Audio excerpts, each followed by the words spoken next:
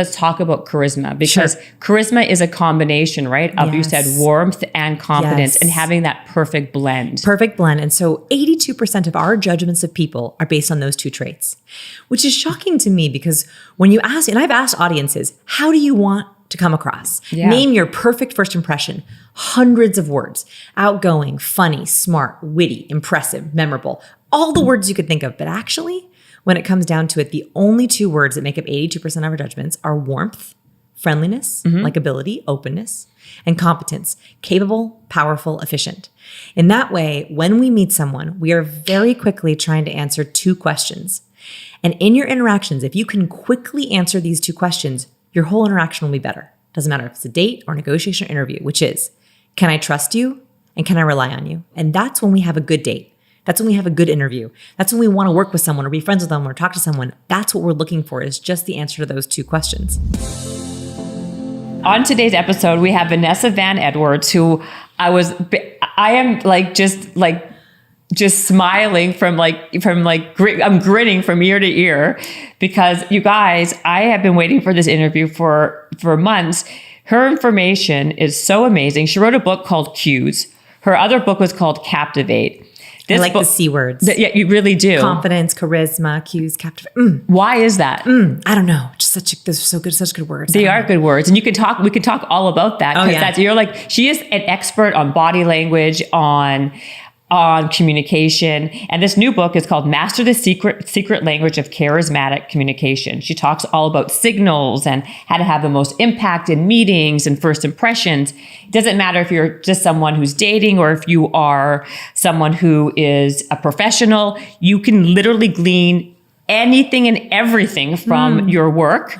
So thank you. I'm excited to have you. Oh my goodness. I'm so happy to be here. I've been waiting for months too. So I can't wait. Come I can't wait. You're just saying that. I cleared my day. I was like, it's a Jennifer day. I'd love to see. Look how good you are. This is my day. See, you know how to make a great first impression. I better. I wrote a book about it. More than one book. And you crush these books crush. Oh, thank you. No, like I said, practical information. I think that what's really helpful is a lot of the communication books. I'm an awkward person, right? Like I'm somewhere in between introvert and extrovert. I'm an ambivert. And so many of the books that I read growing up or guides I saw were written by extroverts. And I just felt so like I had to pretend to be outgoing to make a good first impression. And so for so long, I felt like I was faking it till I made it. Made it. I didn't make it. So fake it till I almost made it. Yeah. You know, I was like pretending to be something I wasn't, and it was exhausting. And so I so appreciate you saying that about the books, because the books are the guides that I wish I had. Very practical, a little funny. Like sometimes I try a few jokes on there, and also like, what's the science say? Like not someone's opinion, but what's the science actually say? I should say, so what Vanessa's title is, she's called a behavioral investigator. There you go. And she just studies people's behavior and also helps people with how to cue better to get what they want, right? Yes. And I heard on a couple interviews, you were kind of nervous about even putting the book out because it could be used as manipulation. Yes. So like, there's this hidden language that's happening. We don't realize it's happening, but we are constantly sending signals back and forth. And so as I realized, I have a very weird problem where I misinterpret neutral cues as negative. And there's actually research behind this that some say that if you're neurotic, I'm high in neuroticism, which is one of the 5 personality traits. So I worry as a hobby. You know, like it's like one of my sports. Yeah, me too. So, like I just love to worry. And so because of that, I have this lens, this negative lens that I was missing all these cues. And so when I first started writing about them, it was just, let me catalog the cues that are being sent to me. So I stopped misinterpreting them. So I stopped, every time I would leave a party, I would turn to my husband and be like, she's mad at me. He'd be like, what? I'm like, she's so mad at me. He's like, no, she's not mad at you. I'm like, did you see the way that she looked at me? He's like, no.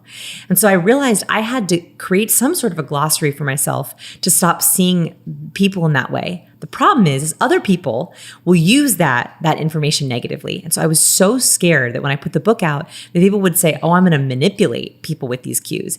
And unfortunately, they are very powerful. Like they can be used that way. Yeah. And that made me very nervous. But I thought, you know what? I'd rather have the information out there to be used for good. And hopefully then we can have a common language where we can say, that's the cue that you're sending. And I either like it or I don't.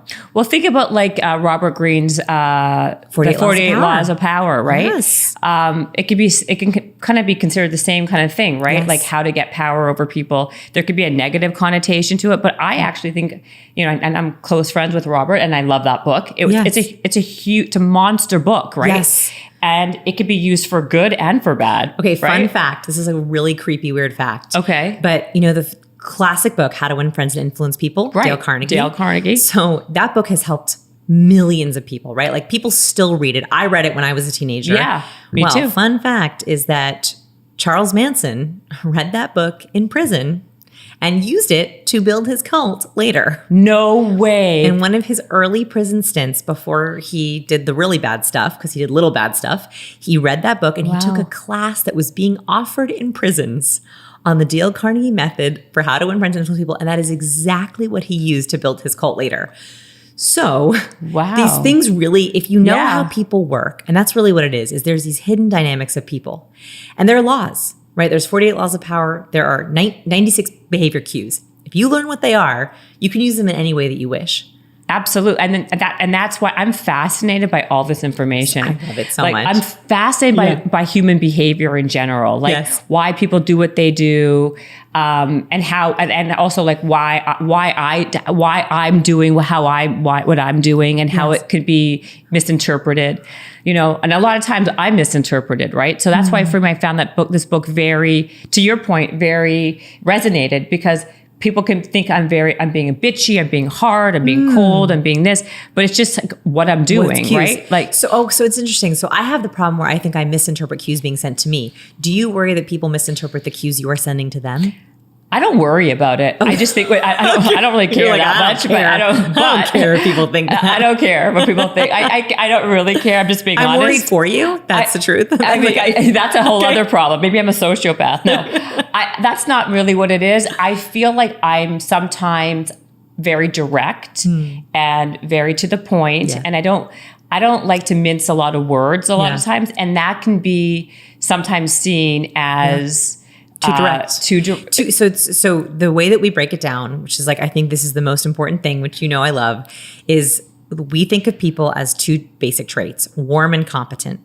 And so if you're direct, if you speak right to the point, if you have really direct nonverbal cues, so lots of eye contact, lots of head movement, very clear gestures, people see you as highly competent. That's great. The problem is competence without warmth leaves people feeling suspicious, or leaves people feeling intimidated. That is directly from the research. The people who are off the charts in competence, people go, there's not enough warmth. I don't know if they like me. I don't know if they're friendly. Right. And so without warmth, people don't always believe you're competent, or they can't digest your competence. And so you're right in that sense of like, am I being too direct? Is that going to turn someone off? It's simply because you're just lacking the warmth. It's like a lubricant.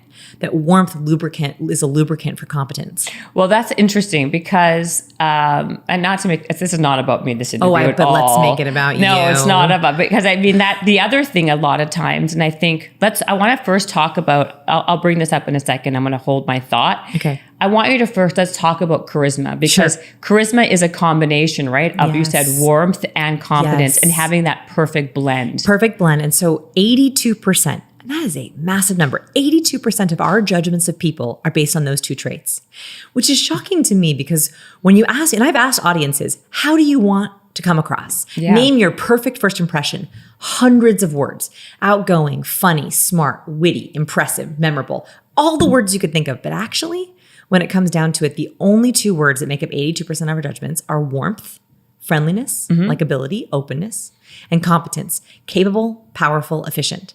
In that way, when we meet someone, we are very quickly trying to answer two questions.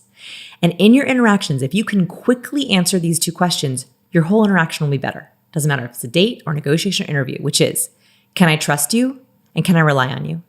And we are looking to people to see, can I trust you and can I rely on you? And that's when we have a good date. That's when we have a good interview. That's when we want to work with someone or be friends with them or talk to someone. That's what we're looking for, is just the answer to those two questions. So what happens if you have too much warmth and not enough competence? Yes, love it. So let's talk about the two imbalances, right? Okay. So the reason why charismatic people are so magnetic, that we're like drawn to them, is because they have the perfect balance. The moment we get out of balance or out of whack, like let's say you said too high in warmth. Okay, people who are sending lots of warmth cues, they're seen as friendly, trustworthy, likable, compassionate, but not that smart, not that capable, not that powerful. They're often interrupted. So highly warm people have this problem where people always come to them for their life, for like advice in their life story. Like highly warm people are constantly sitting in the corner of the room and someone's like verbal vomiting all over them. That is a highly warm person, because they are sending off signals of open to me, open up to me, tell me everything. So people constantly seek them out and verbal vomit all over them, but don't take them seriously. Forget having met them before, forget their names. So highly warm people are super liked in the office, but when they want to get a raise or a promotion, they're looked over. Wow. Highly warm people are, yeah, she's nice, but they wouldn't have you on their team. They wouldn't buy from you. They wouldn't come to you for really important advice. Highly warm people also struggle with being people pleasers. And that's because highly warm people, the reason they're sending those cues, like from a psychological perspective, is there's two desires that we have as humans: to be liked and to be respected. People who are highly warm have been taught, whether that's socially or from their parents, that being liked is more important than being respected. And so what can happen is they say yes too much, they overcommit. And so people, highly warm people, I always joke that if you have a highly warm friend, you know you have a highly warm friend, if they always say yes and then cancel at the last minute. That's actually me. And that is because highly warm people, in the moment, they want to please you. Right. They really want you to like them. They want to seem open and likable. So they're like, of course. And in the moment, they mean it. But then real life hits, they're at home and they're like, tired. I can't do it. I got to stay home and watch Netflix. I cannot put on a pair of pants. There's no way that's going to happen. Exactly. So that's highly warm, right? Superpowers. They have superpowers: collaboration, being supporters, being open, being liked. Their weaknesses: they're not taken seriously, they're overlooked, they're underestimated, they're doubt, they're dismissed, right? That's their problem. Highly competent folks, on the other hand, highly competent folks are always seen as impressive. They're seen as smart. They're seen as powerful. But what can happen is, because they're constantly sending out competence cues, people think, ooh, she's intimidating.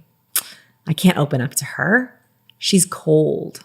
Right. And so this is what the research shows, is that competence without warmth leaves us feeling suspicious. Now, I guess my question is, could you be one in certain environments and another in another environment? So this is the advanced, right? So actually very highly charismatic people use their warmth and competence like a thermostat or like a dial. So when they're around really warm people, they dial up their warmth cues, right? They send a couple more warmth cues. When they're at happy hours, when they're socializing, when they're schmoozies, when they're with a VIP that like, oh, this VIP, I'm going to be a little warmer with them. I want to get into their good side. They dial up warmth. They also, oftentimes, we default to higher in warmth around our families, around our friends. Maybe we dial up a little bit in competence in business situations. Right. So yes, that's where the magic is that not only can we be different in different situations, that we can actually control it. And that's my other favorite C word. I love control. Control. Oh man, boy, oh boy, do I love control. So as a social warrior, right, I socially overthink. I lay in bed at the end of the night and replay every conversation. Yep. What the antidote to that for me has been control. So what would happen is, in my anxiety, my awkwardness, what should I do with my hands? What cues should I send? How will they take me seriously? And then I would replay. Now I have 96 cues to choose from. So I know exactly what cues I want to send. I know exactly what cues are being sent to me. And so the way that we can take control is we say, okay, in this situation, I want warmth. I'm dialing up the warmth. In this situation, I'm going to hit them with competence, or I know why they see me as cold and I'm okay with it. Right. That's what I like about this book and your book, or your content, is because you don't have to be a naturally, emotionally, highly intelligent person to get these things. So I was going to say to you, I think that there are people who are naturally more gifted than others in picking up these social cues. Yes. And to be like, okay, I gotta dial in that warmth. I gotta like take it back a bit. But the majority of people do need help in these searches, because they walk away kind of like, well, why did that interview go badly? Or why did that date go badly? Why did I get a no? Or why did I get a no? Right. And so if you have the tools and the information to understand more, it is so powerful. Oh my gosh, it's so empowering. Exactly. It's so empowering. And I also like what we don't realize, and this is what gets me excited about this work, is our cues are contagious. So it's not just you being in control of your cues lets you show up how you want to show up. That's one part of the equation. Yeah. The second more exciting part of the equation for me is if you show up more warm and more competent, you trigger other people's warmth and competence. So if I'm with my team, if I'm with my family, if I'm with my friends, and I'm showcasing very purposefully in control warmth and competence, they are catching that warmth and competence. That if we show up as our most charismatic self, that is the single best way to make everyone around us be their most charismatic self. And also to add on to that, so in order to be successful, to be successful, it's not about being the most competent or being the most warm. It's about really having that real perfect blend. Mm-hmm. So you don't have to be the smartest. You just have to have enough charisma or have the blend of charisma to get your goal done. Exactly. And also there's one last area that we haven't talked about, which is, you mentioned smart people, being the smartest person. This is the problem I think that smart people make. Yeah. Smart people are smart. They rely on their really good ideas. And they think, I have a great idea. Mm-hmm. I'm really smart. That's enough. And so they show up to pitches, they show up to meetings, and they're like, why aren't people getting my ideas? And again, the research proves you can have the smartest idea in the world, but if you're not lubricating it with warmth, people cannot believe it. So what will happen is smart people, they double down on competence, and that doesn't work. And they wonder, what is happening? So then they go sterile. And that's the last area that we are trying to fight against, is a lot of really powerful, smart people don't know what to do with their cues, so they under cue. They under signal. So you'll notice it now, especially in the last 5 years, it feels like people have decided stoic is good. Being unreadable is good. Well, I don't know what cues to send. I don't know how to be warm and confident, so I'm going to send no cues at all. And so what's happening is we're getting on video calls, we're watching presentations, we're with people who are like robots. They're trying to conceal their facial expressions, they're trying to conceal their body. They try to be as unreadable as possible. The problem is going mute is in itself a cue. Right. So if you go mute, you actually look a lot like a liar. Liars often go mute because they're trying to not give away the truth. And so what's happening is this muting, this under signaling is actually backfiring to all these smart people.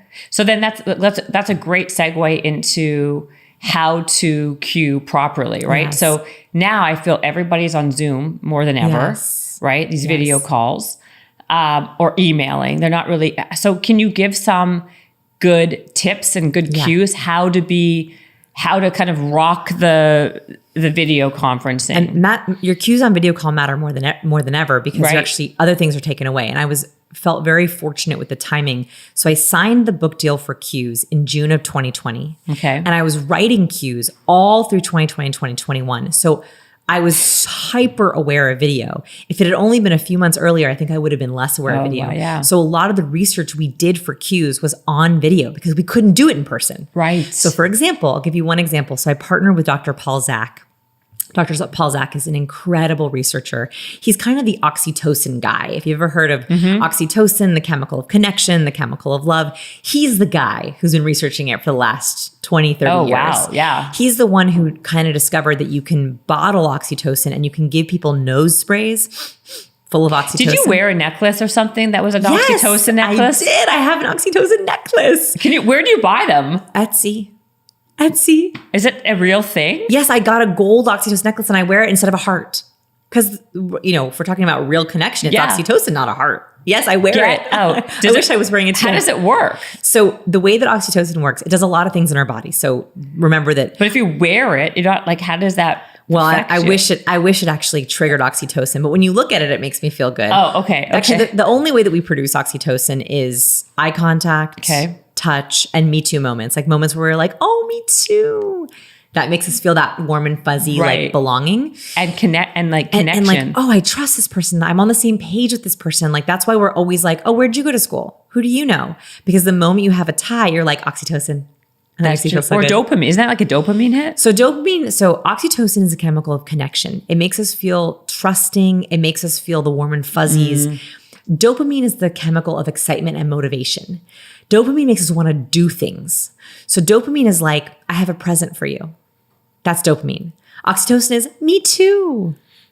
Like slightly different. So dopamine is like a motivating chemical. It makes you want to do, it makes you want to achieve, it makes you want to succeed. Dopamine helps beat burnout. Oxytocin helps build rapport.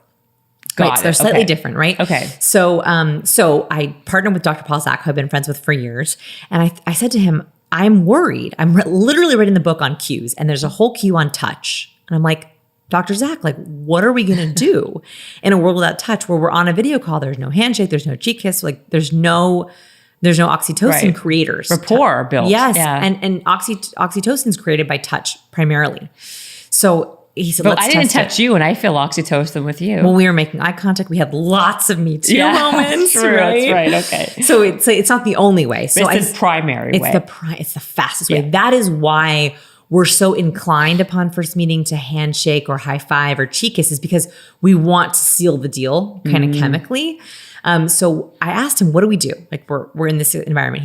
I said to him, I have a theory that if you use oxytocin words, it could kind of replace the level of engagement. So if I were to get on video and say, sending a high five, sending a virtual cheek kiss, would it do anything? So we did a little experiment where he has this amazing technology on smartwatches where he measures your skin conductance and like your physiology to see if you're actually like being turned on, not sexually, but just physiologically. Okay. It's on a smartwatch on your wrist. Yeah. I have to clarify that. Yep. And so what he did is we had a bunch of people and put on this software on their smartwatch and watched 2 different videos. One video, we used oxytocin words. I can see you. That's not just a word. Sending a virtual high five, sending a virtual hug. Wish I could handshake you. And the other one was just positive neutral. So, hey, so happy to be here. So glad we could do this. Great to get together. We found that when we use the oxytocin words, it had double the engagement. Double.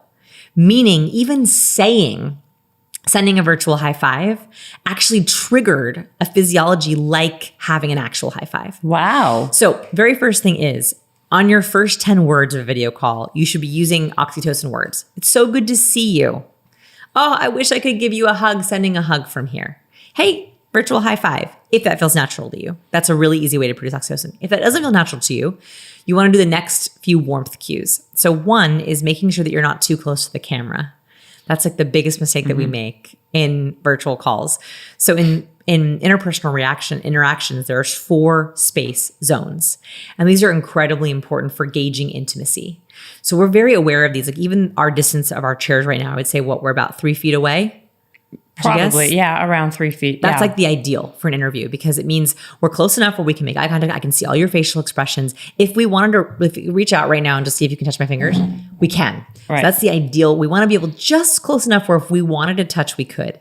And we judge that for intimacy. The problem is on video calls, all the space goes away. Right. Because there's no actual people. So what happens is people get really close to their camera and we accidentally go into the intimate zone, which is 0 to 18 inches away. Yeah. Well, tell us what the 4 cues, in the book too. Yes. Yes. So the 4 zones are the public zone, which is about over 7 feet away. That's like, I don't know you. I can wave to you, but I couldn't talk to you. Then is the social zone, 5 to 7 feet away.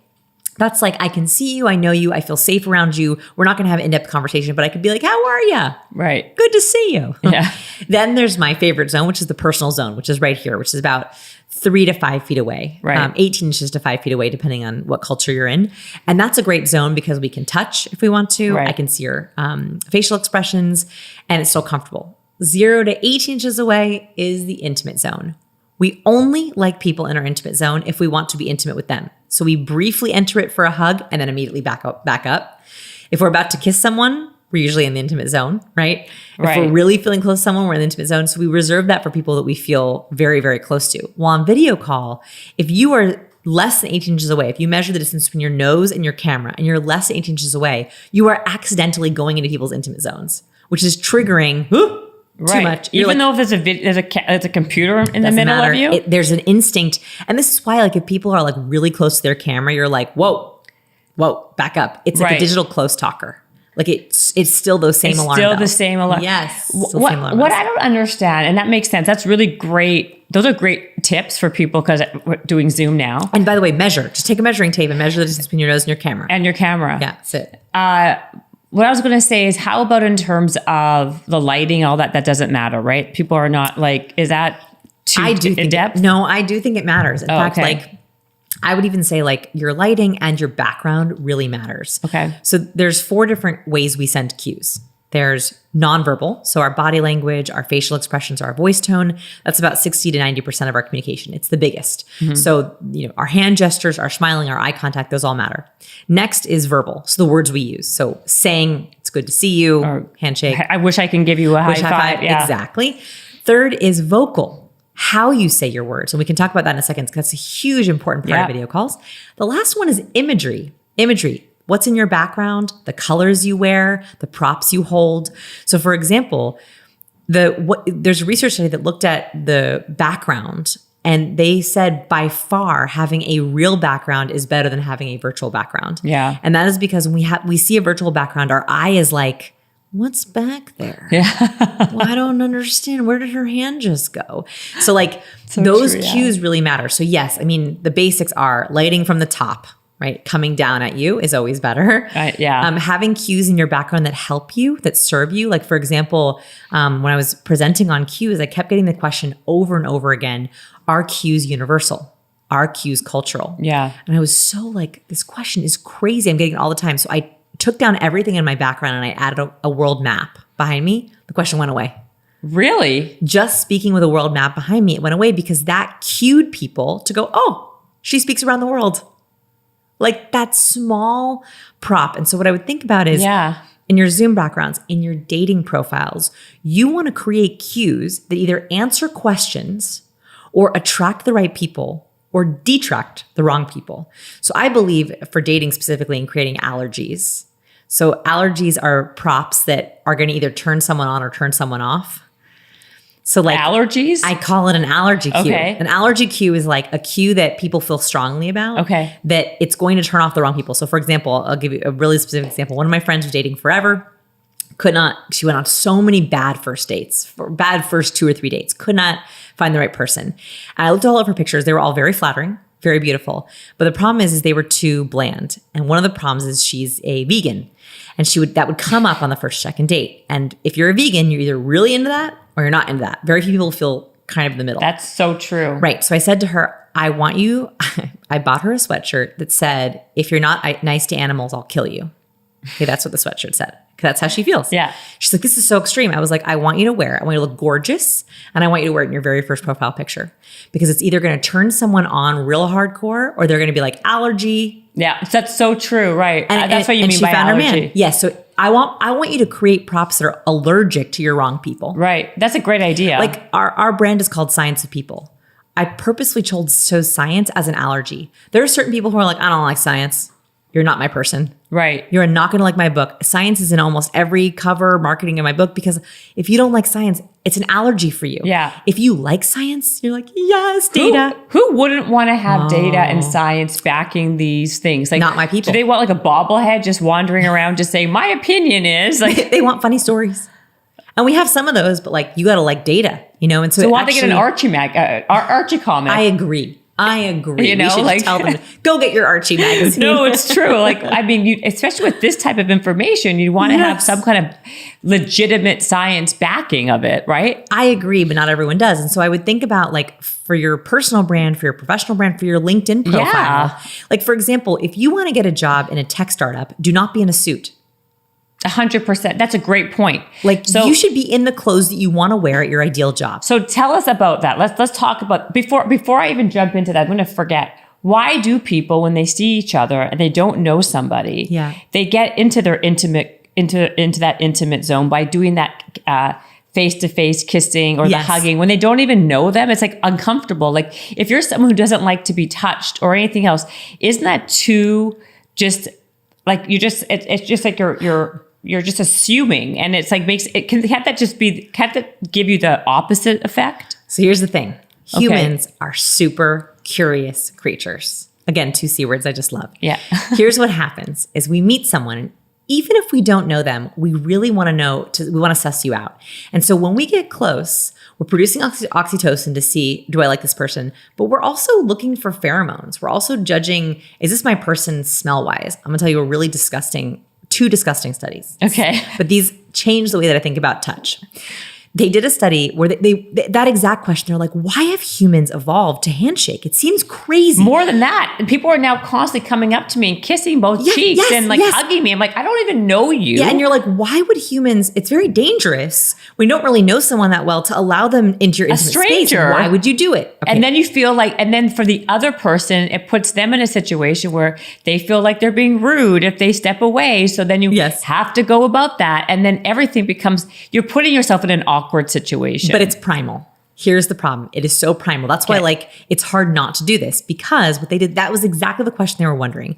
So what they did is they found that what happens when you handshake someone is you can decide about 4 of the 5 personality traits from a handshake alone. So blind handshake, you can tell about someone's extroversion. You can tell about their agreeableness. You can tell how organized they are. So first you can tell a lot about a person by their handshake. Okay, tell us.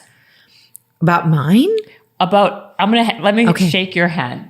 Okay. So I would say that you are ambitious, organized, extroverted. By my handshake. By your handshake. Yeah. Because what was my handshake to you? Firm. Okay.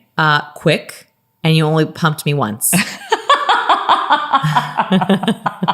I'm going to give you the opposite handshake. Okay. And you're going to see how you're going to see me as different. Are you ready? I'm going to give you that. I just gave you my real handshake. I'm going to give you a handshake that is not my personality. And you're going to be like, whoa, this feels really different. Okay. Because I've heard that I wanted to say one thing. We all know that when you give someone a handshake and they give you that dead fish hand. I'm like, that person is such a turn off. I'm going to give you the dead fish. You're not going to like it. Okay. It's awful. Horrible. Now I'm going to give you the other one. Okay. We're going to go the other way. You're going to be like, whoa, that's so different. Ready? Okay. Oh my God. That's people do that. I'm always like, wow. It's they're But don't you think of me differently? 100%. 100%. Okay. What does that say? So tell us about this stuff. Okay. So first we learn a lot about someone from a handshake. So mine's the one pump. You know what? I don't even want to tell people because I don't want you to change who you are. I think it's brilliant. You have to just know who you are and own it. And that means don't be a dead fish. Okay. Let's go over this again. So mine is, would you say ambitious? Ambitious, extroverted, and organized? Organized? Yes. Dead fish is when it's very, very loose and limp, and we see someone as brutal. A pushover, can't get stuff done, probably timid, and probably not organized. I also think that they're probably just lame. Who does that? And lame. Who does that? Lame. And also completely unaware, socially and self unaware. How do you not know that's a shitty handshake, right? You'd be shocked. Okay, someone listening is like, oh, I have a dead fish handshake. Well, they're going to be shocked. Change it. Okay, so here's what's crazy about this study. First they found out you could find out a lot about someone from their handshake. What's the other one? You didn't tell us the third one, the sturdy one. Oh, the really sturdy one when I manhanded you. I really made it strong. And I fast pumped you. Yeah, you shook fast. Yeah. So I took over the handshake. So that's dominant. Right? Yeah. It's very imposing. It's very powerful. It's it's not even organized. It's hyper focused. You probably thought whoa, she gets it done. Yeah. Right? Yes. So I quick pumped you and I held harder and I also pulled you a little bit closer to me. Yes. Yeah. The other thing that we can do is here, give me your hand. When girls do that to me, I'm very whoa. I'm always very put back a little bit or taking it back. I kind of like it. But when guys do, I'm like, wow, that guy's oh, I love when people dominate my handshake. I like that. That's oh, he's a guy. But I like girls and guys too. I like both. I'm like, yeah. When a girl does a strong one, oh my God, I'm into it. Strong, it's so intense. Into it. I'm so into it. You were squeezing so hard. Okay. So the other thing that can happen is this. Yeah. So if I turn you up, this is a very submissive position. It's very weak for me, and so I'm saying you're in charge. Versus if I were to do this to you, that should not feel good. That's saying I'm in charge. There's certain politicians who do this. So if you've seen their politicians who go like this, and they pull you close, and they go like that. That means you're in charge. Yeah. So if your palm is up, you're in charge. If you are showing your very weak part of your hand, that means you're submissive, right? You're saying I'm weak to you. Also, there's more pheromones that come out here. So a lot of times women will be like, oh, it's so good to meet you. Yes. To be sort of I'm showing my intimate space. Got it. Versus hey, nice to meet you, which is much more I'm in charge. So that's some handshake science. But what this study found, which I think is insane, is in the 10 to 20 seconds after someone handshaked, some point in the interaction, they would touch their own nose. And they hypothesized that we like to smell what the other person's hand smelled like. And I cannot tell you, now that I know this, you'll never be able to unlearn that. Now when I handshake people, I have to say, don't touch my nose, don't touch my nose, don't touch my nose, don't touch my nose, don't touch my nose. Like it just happened now where I was like, don't touch my nose. Because it's actually a human instinct, I swear, to shake hands and then touch your own nose. Because we want to smell it. I love this. Yeah. So wow. pheromones so you want to see how the other person smells. Yes. You for want pheromone. Wow. And hormones and like you can learn a lot about a person by smell. It's totally subconscious. Like here's the other example I share about this in my TED Talk, which I think was one of the reasons the TED Talk did so well because it's so disgusting, is they had two groups of people come into the lab. The first group ran on the treadmill wearing sweat pads. They caught their sweat. The second group skydived for the first time wearing sweat pads. They took the sweat pads. Both looked identical, but two different kinds of sweat. And they had participants smell them. Disgusting, right? I hope they paid them really well. In fMRI machines. They found that when people smelled the fear sweat, the skydiving sweat, they began to feel afraid, even though they had no idea what they were smelling. When they smelled the runner's sweat, they felt nothing at all. So what this means is that when we are afraid, it creates a certain kind of smell and it's actually catching. It's contagious. So I think one of the reasons why we insist on cheek kissing is we're like, are you afraid? Really? Like a little bit. This is like Silence of the Lambs. This is so creepy. It's so creepy. Another favorite C word. I'm just joking. That's no. It's like but that's what we're sussing out because we don't want to catch it. Very highly charismatic people are so confident. They are sending signals of confidence and we want that confidence. We want to catch it. When someone is low confident, when they're sterile, when they're afraid, we don't want to catch it. True. That's such a good point. What happens if it's not about confidence? This is about like the opposite. It's like, I don't want this rando to be like touching me and kissing me. It's not that I'm not confident. It's just like, I just don't want their because you don't want to take the chance on me. Yeah. 100%. So people who are less comfortable with touch, it's probably because they're like, I don't want to take a risk on your heebie-jeebies. Like, I don't know what you're going to smell like. Or like, I don't know you. Yeah. Right, it's not yeah. So I kind of like it. Like, I kind of like to know what other people are about. Like, that's my whole job, right? I love listening about. So like, I'm going to smell you. I want to get close to you. I want to feel your hand. A stranger? Like, what if it's like someone like gross and not very, I don't know. I'm into it. Clean or... I'm like into it. Like, I'm like, no judgment. Like, I'm like, what do you like? What gets you going? You know? Really? Yeah, totally. Like, that's my job. So you think when like I had an experiment one time where all I did in the experiment was look in people's junk drawers, their trunks of their car, and their medicine cabinet. It was like the greatest 3 months of my life. Like, it was like the best. See, that would be interesting to me. Okay. I like that. But if you're kissing someone cheek to cheek. Smelling people. I guess as it subconsciously it's telling you something. Exactly. And now that like I'm aware of it, like this is a gross challenge for listeners, but like next time you cheek kiss someone, like just like smell a little bit. Like, what do you smell? I'm telling you, you're going to learn something. It's 100% true. What if you, I guess, and do we even know ourselves, like what we think of that smell? Like if it could be very nondescript sometimes. I also think it's super subconscious. Like even I've known about this research for almost a decade. Like I've known about it. And even still, I'm trying to suss people out. So I just try to like take someone in, like I take in their handshake, and I try to think like what just pops into my head, because I don't know exactly what it is, but I know there are certain things that will pop into my head that I'm like, interesting. That is so interesting. I'm like fascinated by it. It's so weird though. But the book is less weird than that. I promise. No. It's actually, I love all this stuff. There's also something else that I heard, that gestures are way bigger than words, right? Yes. Like way more impactful than words. Yes. So there's a beautiful researcher, Susan Goldwyn Meadow, who wrote a book called Hearing Gesture. And basically her argument in all of her research is that gesture isn't just like extra. Like we kind of think of it as like fluff, like we don't really think about it, but actually gesture is critically important to our comprehension, both as a speaker and as a listener. And that some gestures carry 400% more information than words. Like, for example, if I were to say I have a really big idea and I hold up, like I'm holding a quarter, you're like, that doesn't look very big at all. You're actually more likely to believe my hand. Same thing with if I were to say, I have 3 different things I want to tell you, but I hold up the number 5. You're like, no, it's 5. You're actually more likely to believe my hand. Yeah. So our brain actually gives a lot of weight to gestures, yet we don't think about our gestures. And so one of the experiments we did in our lab, I've always been interested in gesture, is we watched and coded thousands of hours of TED Talks looking for patterns. Yeah. And we found that the most popular TED Talkers by view count use an average of 465 gestures in 18 minutes. It's a huge amount of gesture. Whereas the least popular TED Talkers use an average of 272 gestures, almost half. And the reason for this is when we are listening to a speaker and they know their content really well, they're like outlining their content along with their words. And so when we're thinking about presenting an idea, telling a story on a date, showcasing our smarts, actually the best way that we can underline that is being like, I know my content so well. I'm going to tell you this point number 1 and this point number 2. I'm going to tell you it's this big or it's this big. Like it's like, wow, they're so congruent. Their gestures are literally punctuating their words. I'm glad that you mentioned that the TED Talk. So I know you did a bunch of studies on that and also Shark Tank, which I'll get to in a second. Yes.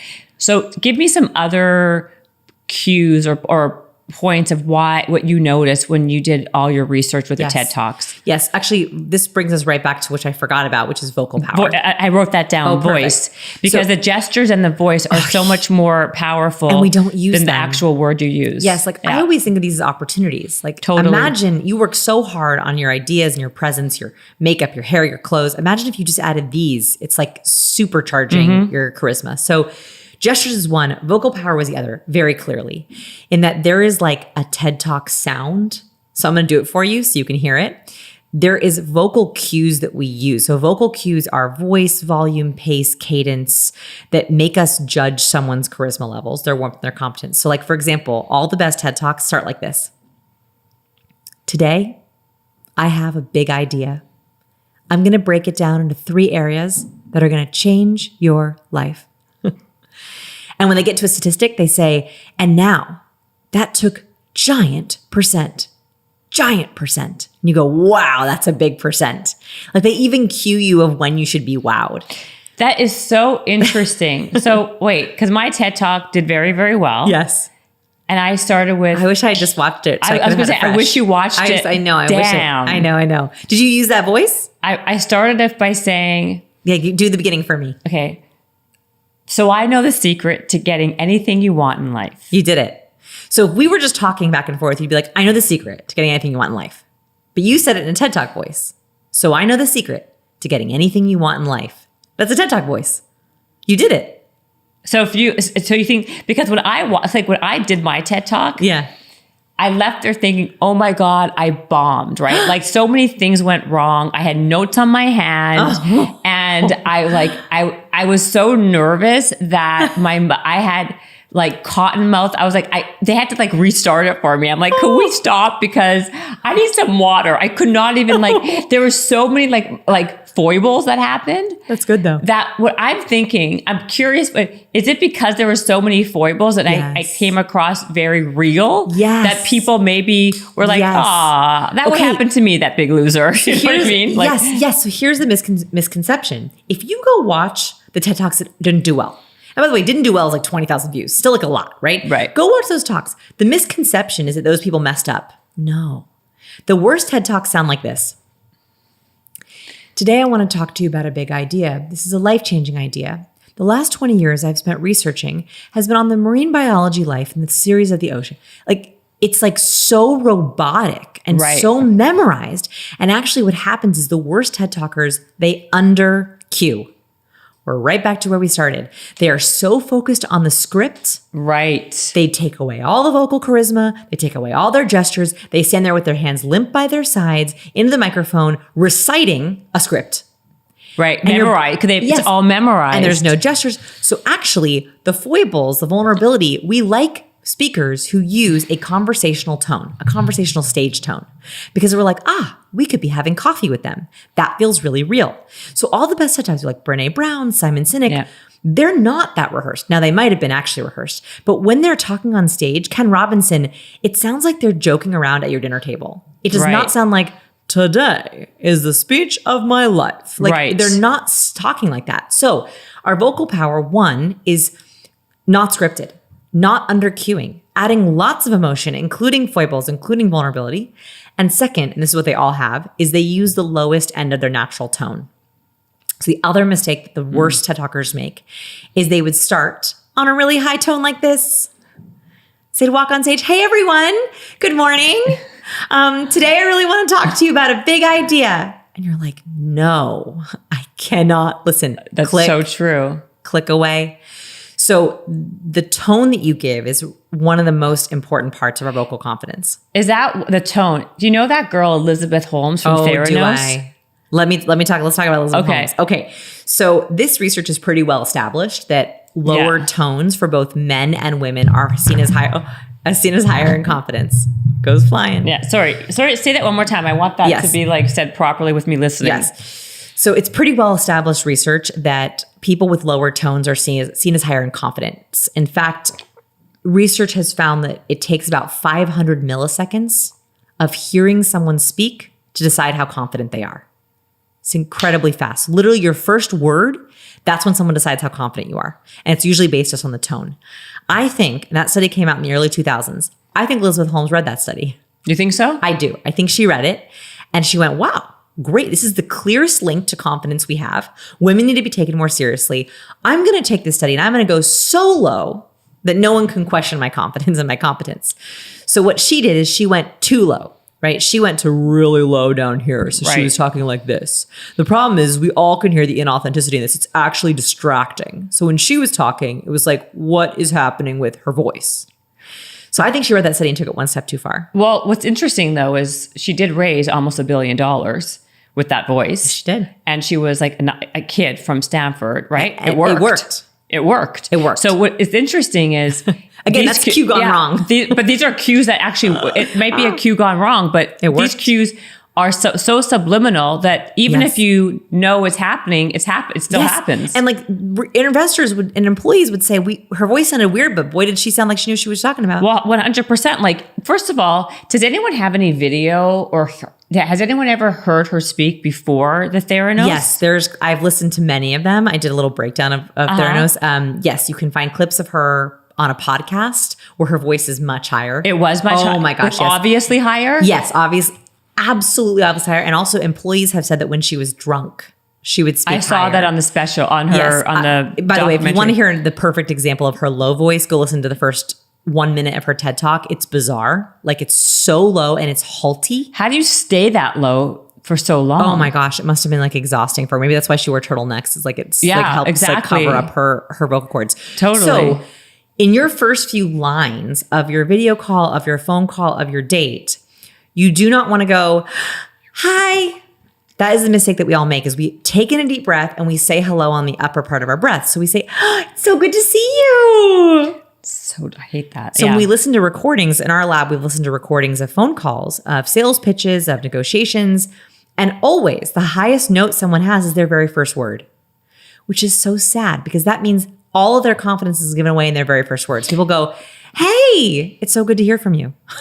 It's true. But the problem is it's like a very weird blend because you're trying to be warm with a warm cue. Mm-hmm. You want to come across open and nice. Yeah. So you go high. Of course. Right? But remember that a high voice tone is not warm. A high voice tone just means excited. So like, for example, we talk to babies, we talk to puppies. Yeah. Hello, little one. That's right. How are you? Excitement, not warmth.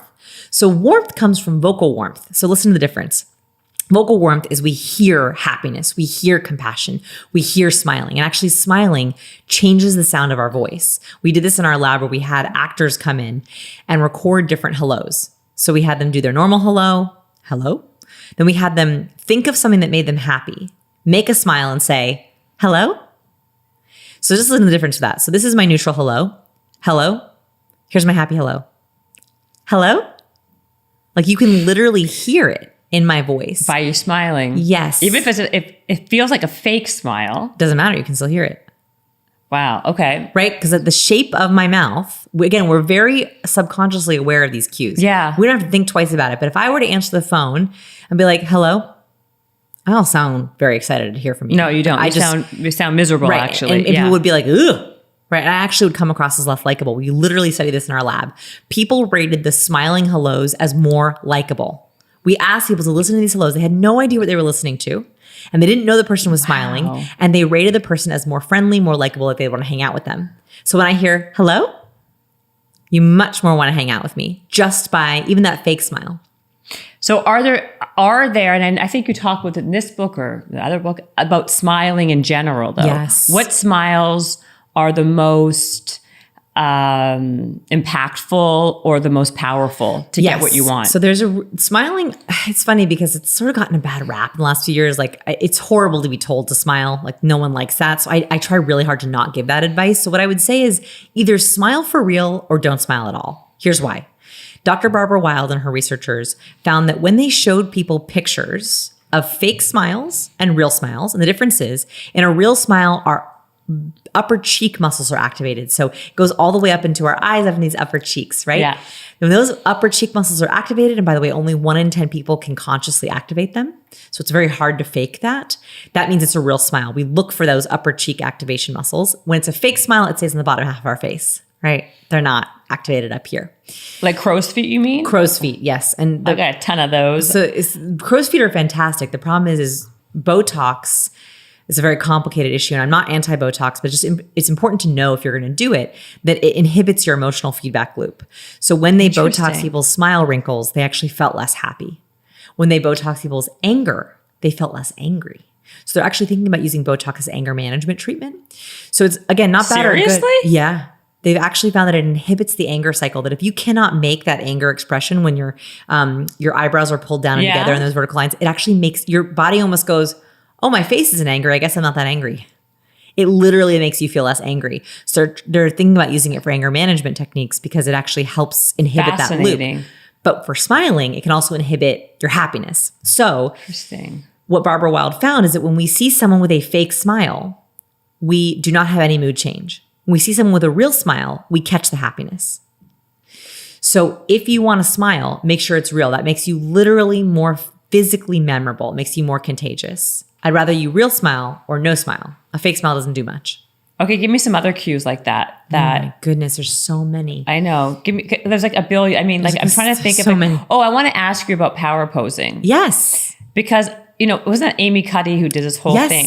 Wasn't that kind of, I heard that people, she had some faulty science. There was some faulty science behind it. And there's the power posing is not actually something that you can use. She's come out defending her work. So I highly recommend if you're interested in like really learning about it, she's come out with a defense of her work and explanation of what happened. So, it hasn't been totally debunked. So there was some fuzzy science in there, but she's come out. So it has not been debunked. She insists that her science was whole. Okay. I'll leave it up to you to decide, and you can go read her rebuttal. Okay. What is good to know, though, I don't know how accurate it is that power posing completely changes your testosterone.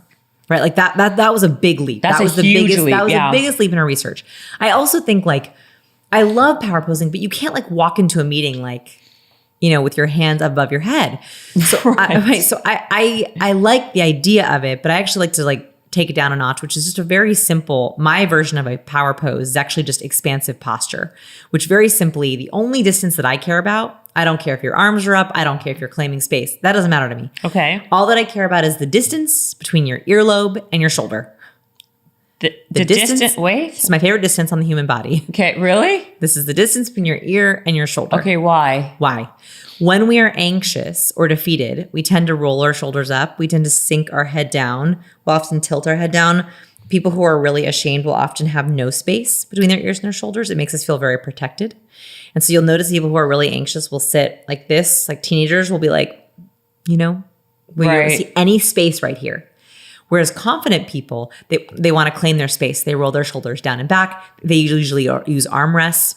They usually have their torso open. They have their head up and out and their chin up. So the only distance that I care about that's the most important on video calls, on profile pictures, is I want this distance to be as big as possible. That you're not like this in your profile pictures. It was like the worst because it literally shows low confidence. That you're not going to start your video call, hi, good to see you. And that's what people do in their first impressions. They accidentally creep their shoulders up. Hey, everyone. Good to see you. That's a great point. So if you keep your shoulders down and head up, and that's for everything, not just, again, this is for like LinkedIn profiles, video calls, in person, how you wave hello, how you walk into a room, how you carry your stuff. I mean, oftentimes I'll see people with their laptop, right? And they have it like tightly in front of their chest with their shoulders hunched up. And I'm like, what are you doing? Wow. Yeah. You look small. So that distance is the only power pose, quote unquote power pose distance that I care about. That's actually the most impactful for your perceived confidence. But you said something. Okay, so when you said when you were kind of imitating that one, how about a head tilt? I thought you talked. I love head tilts. Yeah, you like head tilt. Yeah. So, but isn't that still the ear to shoulder? So let's look at the difference, right? Okay. So if I'm going to do a head tilt that I like, a head tilt is a universal sign of warmth. It's a universal sign of engagement. It shows I'm listening. So if I head tilt, I still have lots of distance. Mostly I'm just exposing my ear. And you see that as, she's listening, she's open. Versus... Right. So you don't shrug those ears. Shrugging. You don't shrug those shoulders up. And that also makes it really hard to have vocal power. So if I were to try to give an entire podcast interview like this, you would actually hear it in my voice. I actually sound smaller and sound and it younger. Sounds weird. Exactly. Because you can hear it. We don't like people who take up little space. But the moment that I add more space, you go, that's better. That is 100% true. Yeah. Okay, how about this? I've got so many, but because I haven't even asked. I love it. I feel so, okay. But how about, I have a note here, but I don't remember why the walk. There's like about a walk here. You could tell a lot by someone's walk. I mean, I don't remember why I had it down here. I don't know, but you can tell someone about it. But there's not, it's funny. There's Biomotion Lab has some interesting things about walking, but I didn't even include that in the book because it's hard to learn it. It's hard to change your walk. Maybe I heard that, what you were talking about. I think maybe I mentioned in the book that like having movement in your walk, like not having like your arms really stiff, like the more movement you have, the more space you take up. Yeah. That was probably okay. So let's get back to the other stuff you're saying. So for the video calls, how about in terms of emailing and texting people? Yeah. So the second to last chapter in the book is on verbal, right? Because so much of our communication is email. Right. What we're fighting in verbal is sterile, meaning a lot of our communication has gotten so sterile that our words mean nothing. So we send emails like, hey, our meeting is planned for next week. I'll prepare the proposal for you and I'll get all the information over to you. Talk to you next Tuesday. Blech. Right? Like we get those emails all the time. It's hard to reply to them. We're burnt out. And texting also, right? Hey, are we still on for next Tuesday? Mm-hmm. Right. We get those all the time. The problem is in terms of our brain needs more cues. If we have taken out all the cues from our body language in an email, we have no body language in an email, we have no facial expressions in an email, we have no voice tone in an email, we better make our verbal cues pretty powerful. Right. And so that's why we're so burnt out on email. That's why people might respond slowly to your emails is there's not enough cues. It's like under signaling. Right. So what I like to think about is adding warmth and competence to your emails, to your texts. So to a text also? Yes, absolutely. So when we are getting a text or an email from someone or reading a LinkedIn profile, we're also trying to see warmth and competence. It doesn't go away in written communication. So I can look at a LinkedIn profile. Actually, a study that we did in our lab, we had people come into our lab. I felt bad for these participants. They had no idea what was coming for them. And we had them take our charisma diagnostic to see where they were on warmth and competence. By the way, that's up for free. You can take it whenever you want. It's sciencespeople.com/charisma. So take it as many times as you want. So we had them take that. It's like a, 10 question questionnaire to see where they were on warmth and competence. Then we asked them to open up their email sent folder. And we looked at their last 5 emails they sent. And we counted the number of warm words, the number of competent words. So warm words are words that are like the warm and fuzzies. Happy, best, together, collaborate, open.